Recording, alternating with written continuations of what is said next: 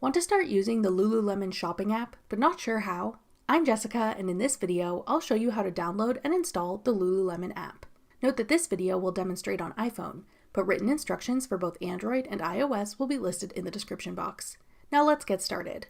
To download Lululemon, first open the App Store. Go to the Search tab. Then type in Lululemon in the search bar.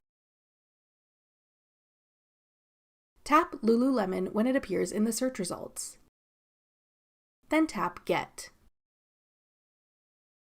If prompted, use Face ID or enter your password to confirm that you want to download the app. Wait for the installation to complete.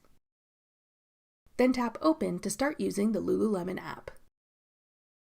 That's all it takes to download the Lululemon app. Want to try out another online shopping app? Check out this tutorial next. Click the video on your screen now to watch.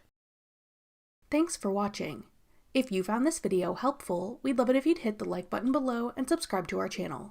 We put out great new tech tutorials like this one every day.